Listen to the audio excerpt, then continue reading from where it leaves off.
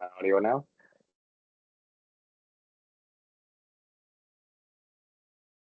So no, I don't need you guys on camera. That's okay. Giving everybody 2 or 3 more minutes. We have about 10 to 15 more attendees that registered. Can you guys see the first slide of the PowerPoint? Fine.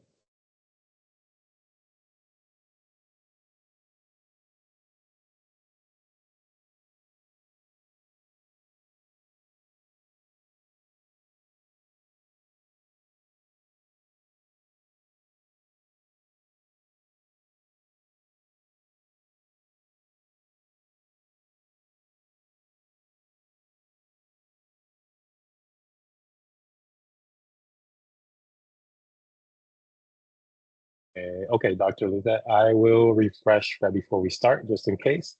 If not, I have another way to share the PowerPoint, so that won't be an issue. And just make sure I get everybody in here. Some people are in the lobby, and then we can go ahead and get started there.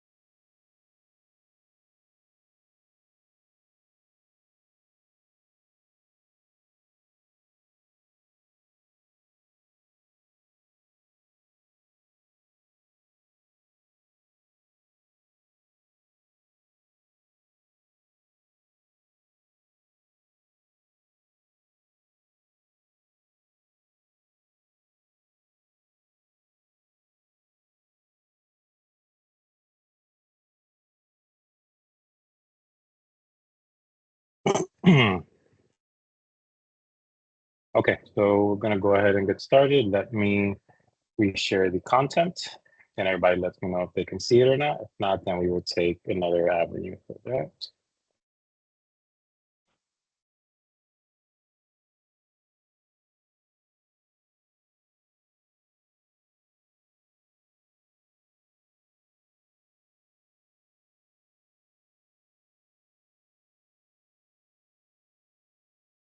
Okay, if everybody can see the content, just give me a thumbs up in the chat or just a yes.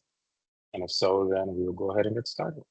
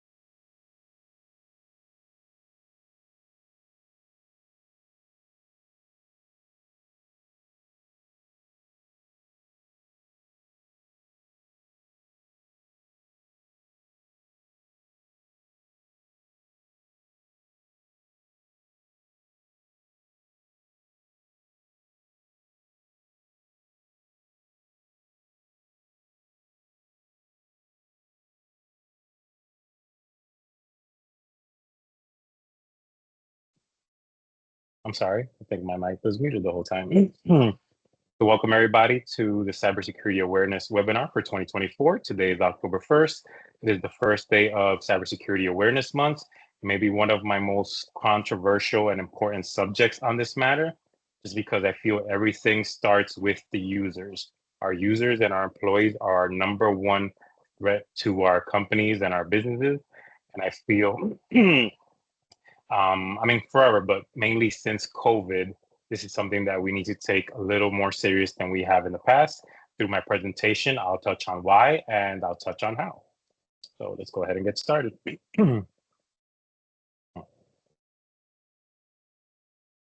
So who are we, right? Who is AM3 Technology? So we're a managed IT services company with a focus on cybersecurity. We manage more than 500 endpoints in Florida and all across the US. We go beyond providing basic support for you and your team. We help you guys protect what matters, right? You guys walk into a T-Mobile, you guys walk into an AT&T store, and you no longer ask, does this phone do text messaging? Does this phone do video calls, right? Those things are just expected out of phones now. Just like you should expect an IT company to be good at handling, giving service, to be prompt with your support, all of those things. We take it a step further and we help you guys protect what matters. We make IT useful and efficient instead of something that needs to be fixed. I don't want you to call me when something's broken. I want you to call me on how do we enhance our services. Emilio, how do we make our team more productive? How do we make our team more efficient? While my team handles the fixing part on the back end proactively. I want to fix your computers. I want to repair your computers before you even have issues so that we don't have that downtime. We have a knowledgeable and friendly team. Everybody is bilingual, speaks English and Spanish, very well trained on customer service, which is something that we lead with. And last but not least, I like to pride myself in translating what I call tech into English. I help you decipher those big words. I help you understand the value that we're going to bring to your business instead of throwing a whole bunch of tech terms and mumbo jumbo your way. A little bit about me. I am the speaker for today. I am the owner of AM3 Technology and Cybersecurity. I've been doing this for now about 19 years or so. I had another IT firm where I was a 50-50 partner in for the last 10 years.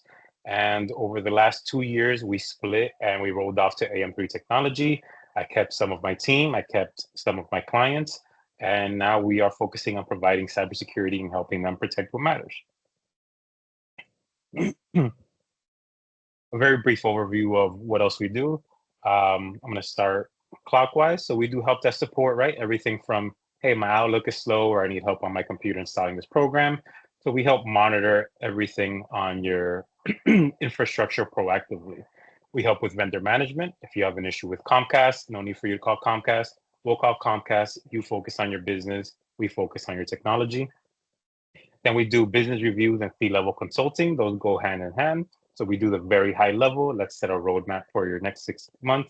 Let's set a roadmap for your next 12 months, for your next 2 years, etc. Then staff education, which is a little bit of what we'll be focusing on today. Train users on not only what to be aware of, but how to use products efficiently. Cybersecurity as a whole, we protect everything 24/7. And then of course, backups. I'm never going to say that I can prevent anything 100%. So in the meantime, we go ahead and we back everything up so that if there is an issue, we can mitigate and we can recover as fast as possible. So cybersecurity awareness month, right? Let's dive right in. As I mentioned, the number one threat to your business is your employees and your users, right? So I like to tell everybody things have really changed. Cybersecurity is no longer a technical issue on its own, right? It's training and awareness, and then comes the technical part, and then comes the policies part, right? I had a client that we came in and we set up password policies, we set up password managers, everything, and they were still compromised maybe within 3 months of that because all the policies that we wrote for them, nobody followed them, right? They kept using the same passwords, and I'll jump into that in a couple of slides. And right now it's personal and it's affecting also people's business. This is your kids have phones, you have phones, everything is digital. So it's not only am I aware so that I can protect myself and my business, but how do I protect myself and my family in my personal life? These are all things we're going to be touching on. So I wanted everybody to know every 39 seconds, someone is being hacked. Not everybody likes to admit to it or cough up to it. It's kind of like one of those embarrassing things. Like you don't want people to know that you were just hacked. So it's not something you brag about on social media or that you put out there for people to know. One of the quotes I like using with my clients or anybody that I'm educating is, you're not too smart to get hacked. You're just too smart to make the news, right? I've seen one person firm get hacked. I've seen 500 person firm get hacked. They don't really discriminate, let's call it. Of that, 90% of those breaches are due to human error. Again, I can put 50, 100, 5, or just one security tool in place, right? Let's pretend we're talking about a house here and we lock the back doors and we lock the windows and we put window sensors and then we hire ADT to monitor and we do all of that. But if somebody comes and unlocks the doors, unlocks the windows, and turns off the alarm, then the person just gets right in. None of our controls matter if we're not using our controls correctly, or if we give or we bypass them and give someone access to our systems. One of the reasons this is so alarming and so at the forefront of what we need to be aware of is that cybercrime is incredibly profitable right now. Ransomware as a service models are allowing everyone to put their hands into the hacker bucket. Emilio, what is ransomware as a service? Can you give me some of this tech to English talk, right? So I'll break it down for you guys. Right now, a lot of you might be using your line of business software as a service, meaning you don't develop it in-house, you don't house it in-house. They just give you a login. You go to, let's pretend it's QuickBooks for the moment. You go to QuickBooks.com, you log in, and you just use their stuff because it's already been broken down for you. It's very user intuitive. So what hackers are doing now is they're creating a program, and all you need to do for that program to work is type in the targets, let's call it, email addresses. So you can go anywhere and purchase a list of 5,000, 10,000, 20,000 email addresses. And how easy is it to just plug that into a software that when you hit send, it's going to send 20,000 emails out. And anybody that clicks on that link and falls for the phishing scam, you now have ransomware their computer. So you have no technical skills whatsoever, but now you're in the hacker seat and you are allowed to impersonate one of these bad actors and then hold somebody's systems for ransom, allowing you to detect money from them, information, their personal information, their clients' information. And that's what really hurts a business that sometimes we don't recover from. By the way, if there's any questions along the way, feel free to ask them, or you can ask them at the end. Either way, I'll be answering them as they come in. So in 2021, 61% attacks were used by employee credentials. Why is this important? Like I said, if we have the tools in place, but we let them in, we're not doing ourselves anything. One of the things I like to tell people when they're like, oh, our users know what to do or what not to do, I say, can you tell me with 100% certainty that none of your users are using the same password for different applications? Most of the time, their answer is no. I'd say 99% of the time, the answer is no. They cannot tell me with 100% certainty that that's happening. And I'm going to get a little bit deeper into some of these in my next slides and show some of the tactics that we can use and what we can implement in your business to prevent some of these things. 94% of attacks are delivered via email, right? This is what we use all day, every day. I think all of us can attest that Outlook takes up at least 50% of our day, right? Reading emails, responding to emails. That's where people try to market to us. That's where people try to target us. It's, the number one window or open door, let's call it, to getting in there. Okay, the next one is on average, it takes about 120 days to discover a data breach, right? So let me break this one down for you guys. When a hacker comes into your system, right? If they jump in there and the first thing they start doing is wreaking havoc and reading all of your emails that are unread, it's going to start turning on some light bulbs for you and raising some flags. And you might start to think, something weird going on. Right? My phone's signing out, my Outlook is signing out. There's just little fidgety things. Let me call IT and have them take a look. And hackers know this. So what they do is when they're in your system, they just stick around. They just sit down, they relax, they read the emails as you read the emails.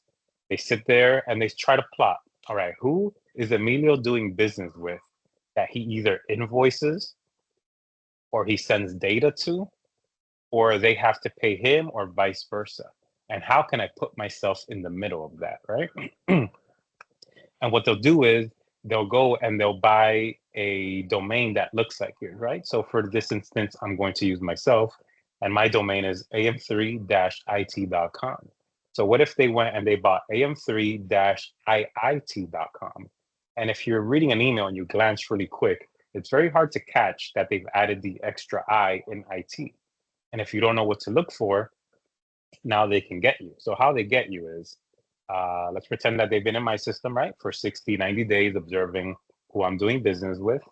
And now they create a mailbox rule in my mailbox that says, when XYZ emails Emilio, I want that email to be forwarded to the fake am3-iit account. And I want that email to be deleted from Emilio's inbox, meaning I never get to see the email and the hacker has a copy of the email. So now the hacker is going to write to XYZ and say, hey, on that next invoice that you owe me, I had an issue with my bank. Why don't you go ahead and send it to this other routing number, right? And at this point, they've gone to the banks and they've created a AM3 cyber, right? It doesn't have to be AM3 technology and cybersecurity, just AM3 cyber, something that isn't exactly mine, but sounds like mine. So if somebody were to see it, they don't really question it too much. And then they would wire, XYZ would wire the next invoice, the next bill to that person. A couple weeks later, I don't hear anything. I reach out to XYZ client and I say, hey, I never received that payment for that. You know, if you guys don't mind sending it over. And XYZ then tells me that this invoice has already been paid, right? And then from there, we start investigating and we notice that, yes, somebody was in my system for X amount of days, XYZ happened, and that's where the payment went. We'll get into some more examples of that, but that's one main example. I had a client that they came to us, they lost about $80,000, and it was that exact scenario that I just gave you guys. We have another real estate client. It was a real estate attorney, and they lost about 600,000. It was a $1.2 million deal, and they needed to pay it in chunks to escrow. And after sending the second payment of 300,000, is there when they realized that they were sending money to the wrong person. So, well, we'll touch more on that as we move along. 58% of attacks victims are small businesses. As I said, you're not too small to get hacked. You're just too small to make the news. If the big companies are getting hacked and they have almost a blank check into their cybersecurity, imagine the type of money that you are putting towards cybersecurity, right? So I like to tell people it's not a question of if, but a question of when. And when it happens, are we going to be ready to mitigate the most damage and recover the quickest? Another stat is that 60% of small and medium businesses go under within 6 months of a breach. As I've been on the other side of this, and the first client I lost was because of this. We had approached them, and this was before COVID, actually. So the whole cybersecurity thing wasn't a huge deal yet. People weren't really working from home as it happened to be. But we approached them and we said, hey, we would like to do two-factor authentication. This is when Microsoft had just released it, so you had to pay for it at first. And we're like, hey, we'd like to do two-factor authentication. It was a small landscaping company, 15 to 20 users. And they said, well, we don't really think we need that. We don't want to add $100 a month to the bill or to the services. And we said, okay, we understand. We just need you to sign this liability form saying that we've, instructed you that it's in your best interest to do so and that you optioned out of it. They were just fine with signing it. Okay. So we move forward. And this is my client that lost the $80,000. Within 9 months, they had to sell. I guess business already wasn't going great, but the fact that then you lose $80,000 and you don't have cybersecurity insurance, it didn't turn out well for them. It was a very bad experience. After that, I've always advised my clients to not only, engage with their IT department or with us to talk about cybersecurity, but also to have cybersecurity insurance for their business. That is very, very big. And lastly, 26% of organizations don't do anything after they're attacked. This is one of those things that after you're hit, you're almost like on a hit list, right?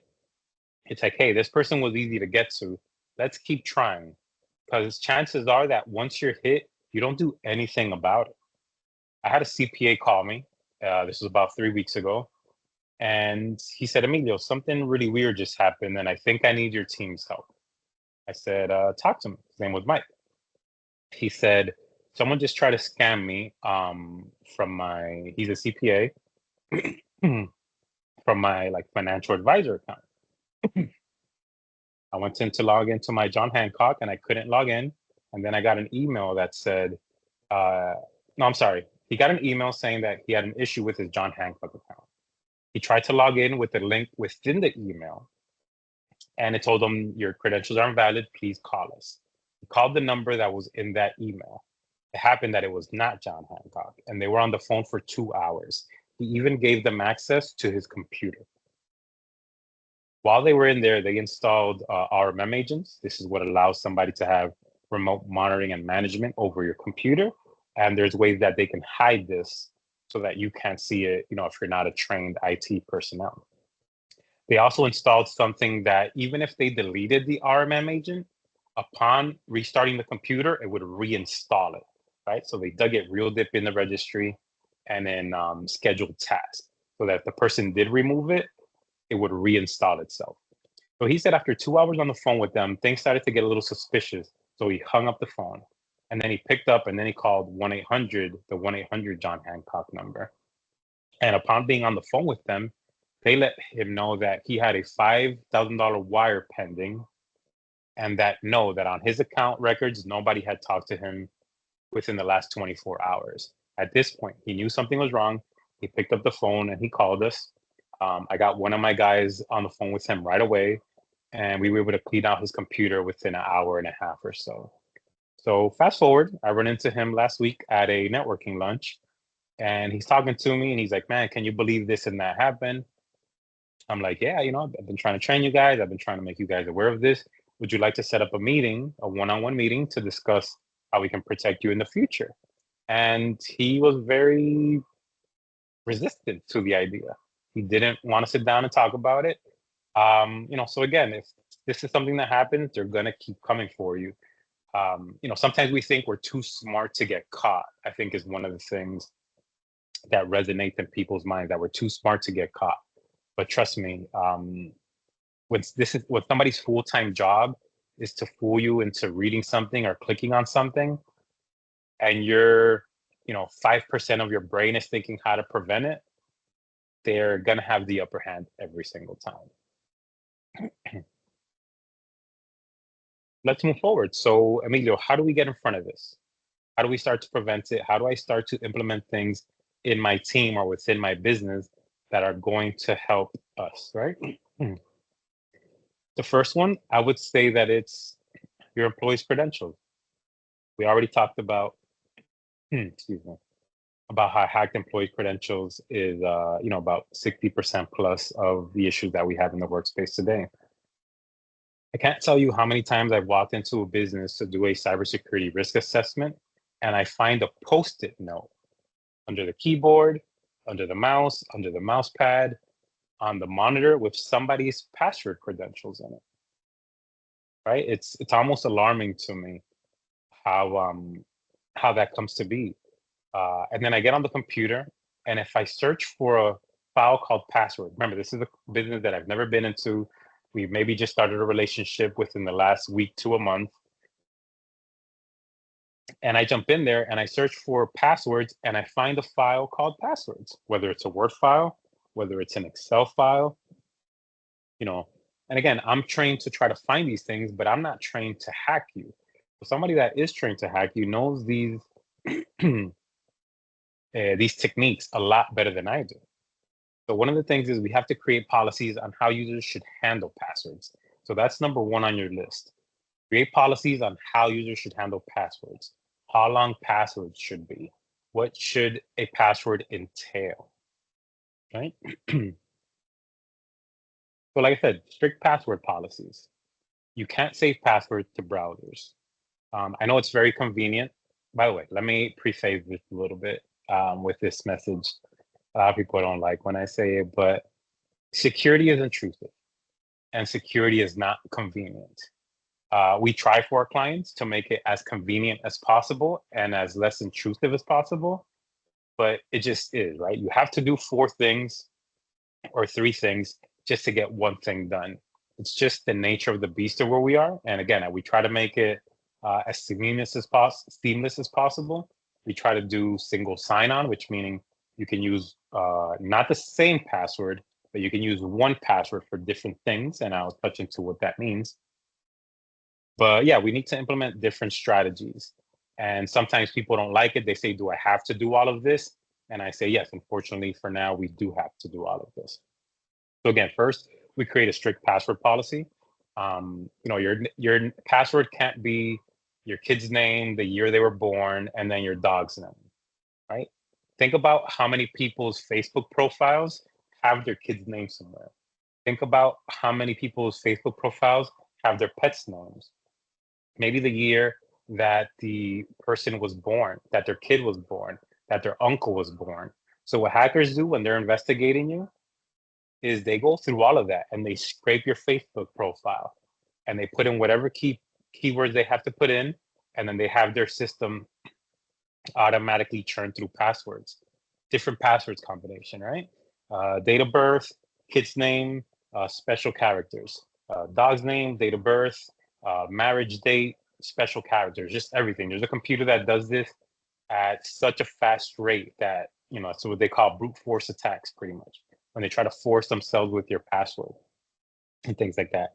So, we create policies that allow people to not be able to create such easy passwords. So for instance, you you tell somebody that they can't use their last 5 passwords or anything similar. So if somebody's using emejia123 and then it's time to change my password, it doesn't let me use emejia1234 or add just one symbol to the end. As a matter of fact, my policies don't even let you use any part of your name in it. So I wouldn't be able to use Mejia or emejia, which I don't know, it's my initials and my last name, things like that. So that's where we should start, right? People can't save passwords into their browsers. People can't use names of their relatives or anything like that. We recommend using phrases, right? But even more so than using phrases, we recommend a password manager. What is a password manager? A manager is an application or software that you can use to store your passwords. And now you might ask me, well, Emilio, is that not the same as storing my passwords in the browsers? No, it's not the same.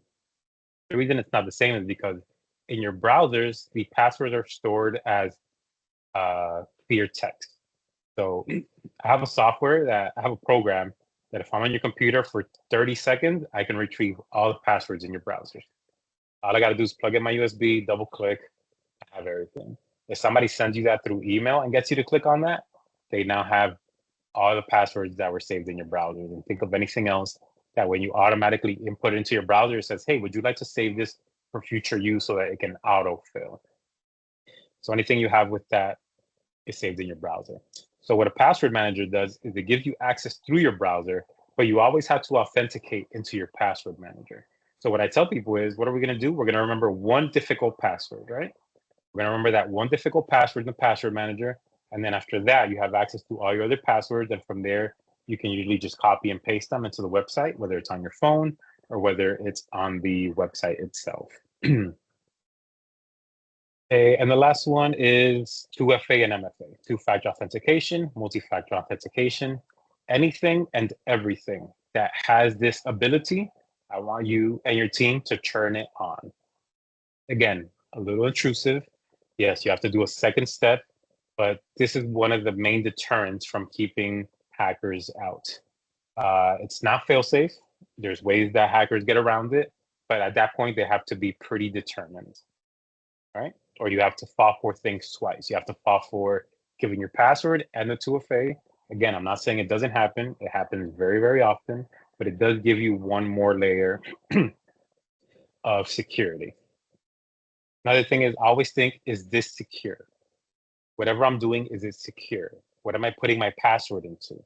Is that secure?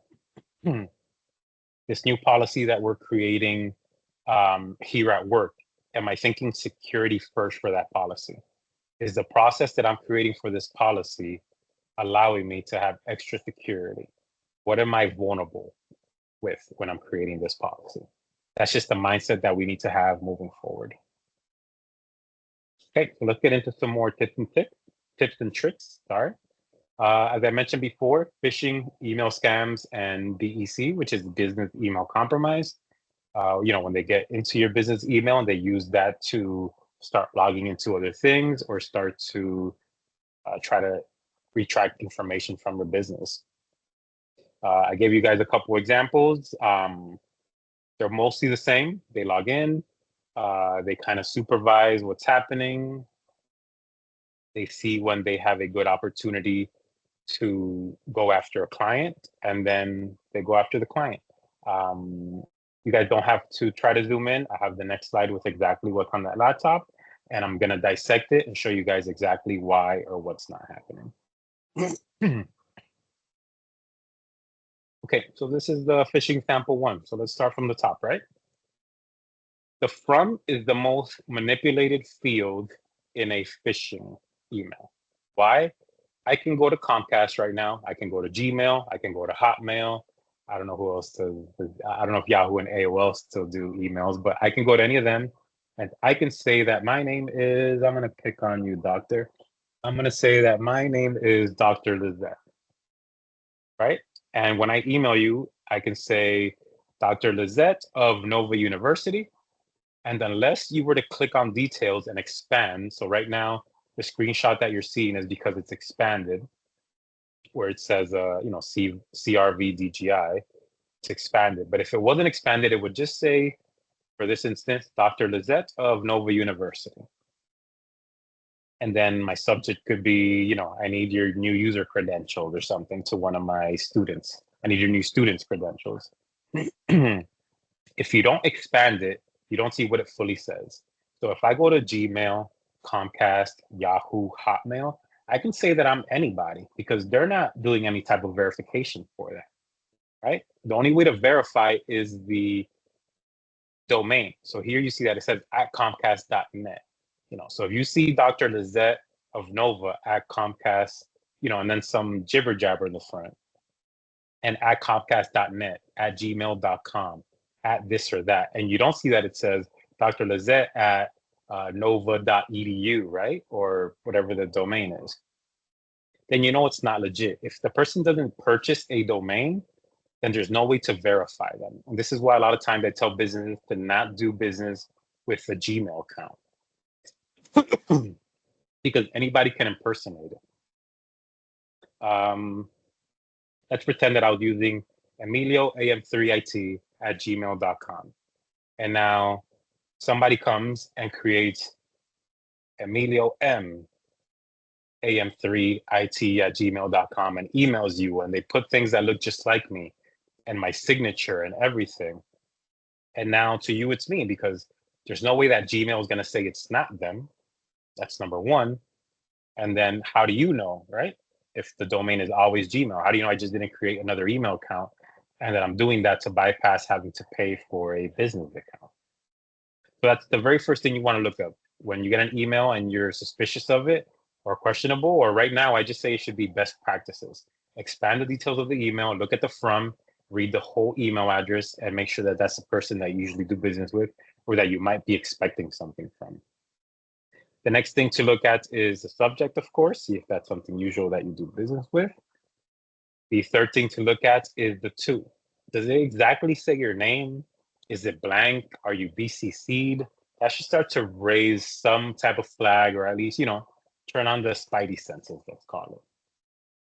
And then the reply to. If the reply to is different than the from, that's usually a red flag.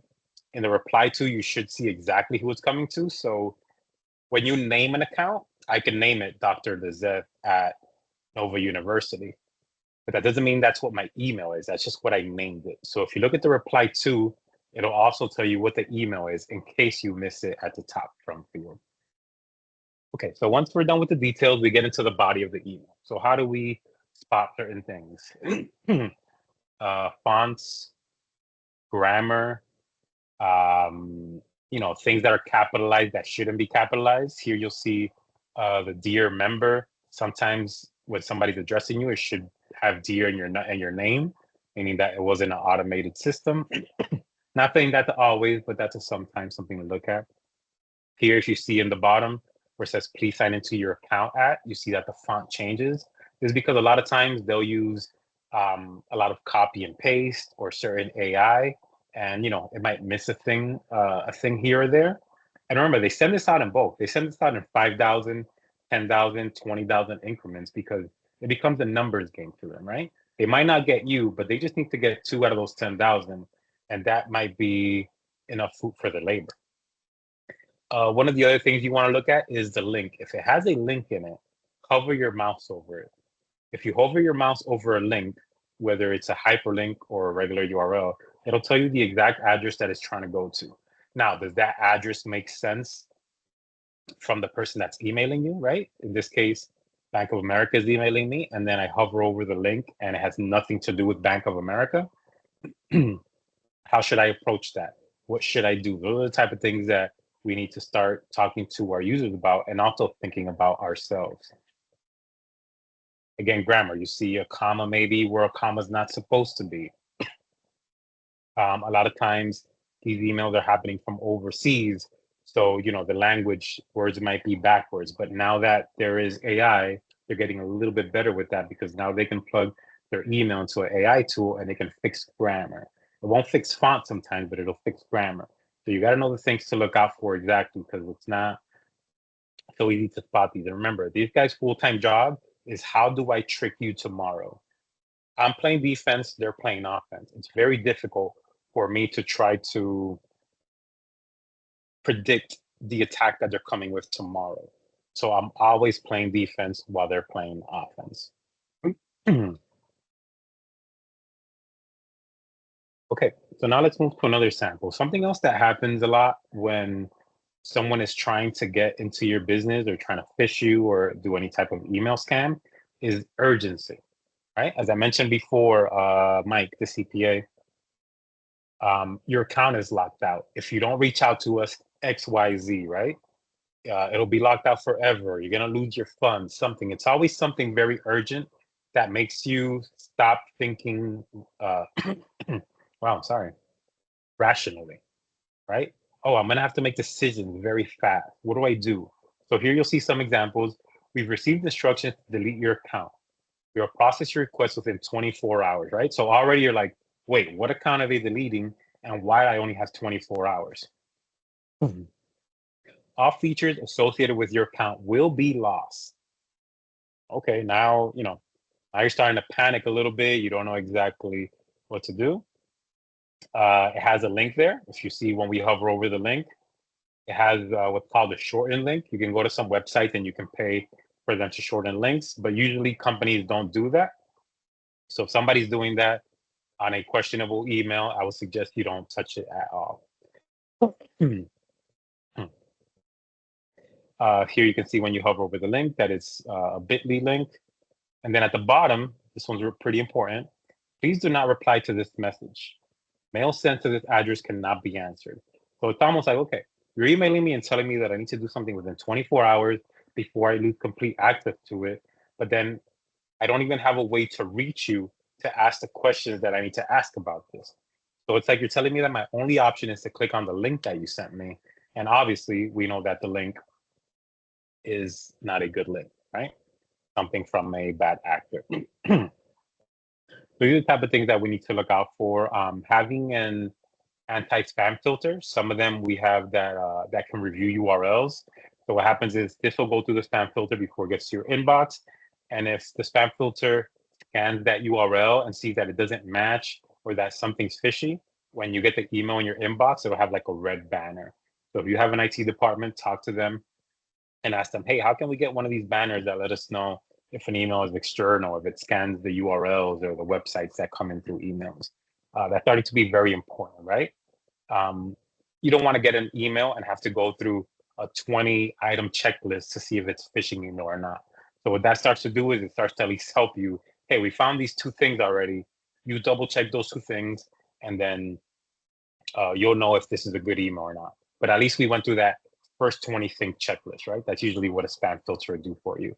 It'll start going off the checklist and then tell you, hey, look, we found these two things. It might be something, it might be nothing, but we just wanted to let you know. So always a good idea. If you have an IT department, talk to them about your spam filter, if it's updated, if it's one that has a URL type scanner.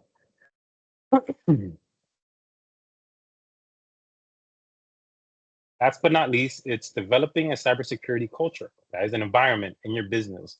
Like I said, everything you do, are we doing this the most secure way? It's just where we're at nowadays. It's just the world that we live in. Everything is digital. As I mentioned, your kids, your spouses, your family, everything is digital. All our information is out there. Our social media, how we purchase on Amazon, everything is out there. So we need to think, is what I'm doing secure? In your business with your supply chain partners, I'll give you guys an example. You're hiring a bookkeeper for your business because maybe you're not big enough to have a bookkeeper or a CFO or a marketing company. And you're talking to them and you're about to give them all this information about your company. What are they doing to protect your information, right? Or what are you doing to protect your client's information? But more importantly, what are your supply chain partners doing? I'll give you guys an example. Target was hacked several years ago. And the way that they hacked Target was through the AC system because they hired an AC company and the AC company has the controls that have Wi-Fi. And they didn't update the firmware on those controls, and a hacker found an exploit in their software. Right? Whenever you have software, you need to update it regularly so that you can so you can block all the gaps it has, right? Any exploits that somebody finds, any vulnerabilities, you want to patch those with firmware. So that HVAC company, either them or their IT company, was not patching the HVAC systems. So somebody got into the HVAC system, and from there was able to piggyback and hack into one of the Target servers. And that's when Target had one of their bigger hacks over the last several years that went on to giving up people's personal information, some of their credit card information, if they had like the Target, debit card, I think it is that they have, or credit card. All that information was leaked because somebody's HVAC wasn't patched, and that becomes part of your supply chain. Supply chain is the other companies that you use as partners to run your business, right? So your bookkeeper, your accountant, are they secure? If they're not secure, that's a conversation you need to have. So what's happening now is some companies, part of their compliance is making sure that their partners are compliant. Like it's okay if I'm covering, all my if I'm patching all my holes, but are people that I'm working with patching my holes? Because if not, that's how they get to me because they're also going to have my information. And last but not least, your family and loved ones. I've mentioned it a couple times. I think a good example is my wife worked for a bank, and he had an elderly lady come in and asked to withdraw several $1,000s, about $10,000, $15,000 or so. And my wife's protocol is to ask her, hey, are you being forced into taking this money out or doing something with this money? Just kind of going through the protocol, the question steps. And the older lady said, no, this is complete for me. I want to do an investment, or I want to send this to my grandkids for school, something like that. Okay. 2 days later, the same elderly lady comes in and, sobbing, crying. My wife's like, what's wrong? She's like, well, I was, it was a scam. I was defrauded of all that money. And she's like, yeah, but I told you, I asked you those questions. And she's like, yeah, but they said if I did something, they'd go to the cops. So what's happening is our family or our elderly that are not in the day to day, or even us, right? Because you might not be trained to know to look out for these things. So how can you educate somebody, that's not in your business as well, that is in your household, on what to do, right? They don't know to not open that email. They don't know that the call can be a scam. They don't know that things like this are happening. So this is a lot of what this month is about, bringing awareness to the things that are happening, bringing awareness to our teams, to our business, to our loved ones, to our family, that people are out there trying to do these malicious things and trying to get a hold of your credit card, personal identification number. Kids under 14, you have no idea how much social security and personal identification of theirs costs on the dark web, because they have a couple years until they hit 18. That means you have a couple years of using their credit before they even know that it's being used somewhere. It's just all these things. So, one of my big things is talk to the people around you, talk to your kids about what they put on the internet. Just security, security, security, security, guys. I can't emphasize it enough that in this day and age, that's just where we're at, that we need to think of everything as, what if somebody got access to this? What would they have access to? And figure out how we can try to mitigate or prevent that as much as possible. Like I said, I'm never going to say that I can 100% prevent anything for you. We can just help mitigate the blast radius. Okay, guys. Well, that starts to wrap it up for everything. I covered a lot today. And I know that someone might have individual questions about their business individually, maybe something you don't want to share right now in front of everybody. So if anybody wants to have a one-on-one to follow up on this call and see, what they're doing in their business, to see if there's an opportunity for us to maybe work together, or for me to have a speaking engagement at your business or any opportunity, go ahead and scan this QR code here. You can book a call with us. It'll be 15, 20, 25 minutes, and we can just go over the details and see, what questions you might have. Maybe there's other strategies that you've heard of that you want to discuss that happen in your business because of whatever your line of business is. Go ahead and scan the QR code. I'll leave it up there. We can have that conversation. Does anybody have any questions?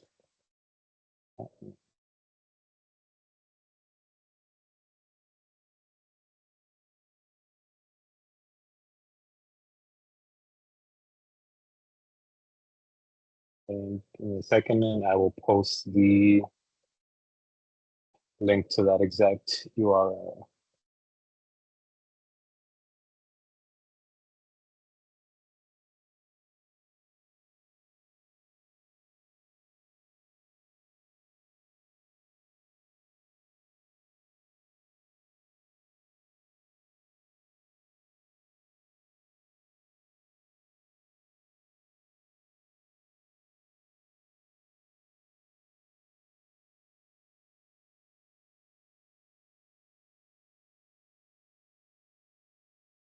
Okay, here's the.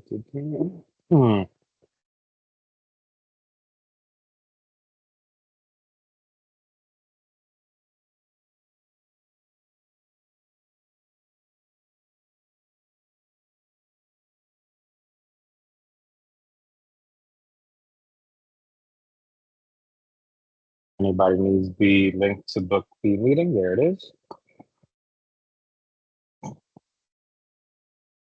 Otherwise, I appreciate, actually, let me put in the QR there as well, just in case.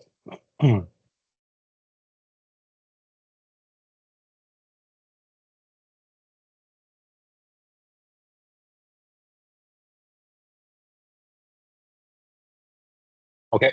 If anybody has any other questions, feel free to email me, am3-it.com. I'll be sending you guys another invite to another one of my webinars next month. So deciding what I'm going to do it on. But if anybody has any suggestions on other things they'd like to hear me speak about, then go ahead and email me with some suggestions, and we'll go ahead and get that out to everybody. Otherwise, thank you very much for joining us today, and hope to hear from you soon. Thank you.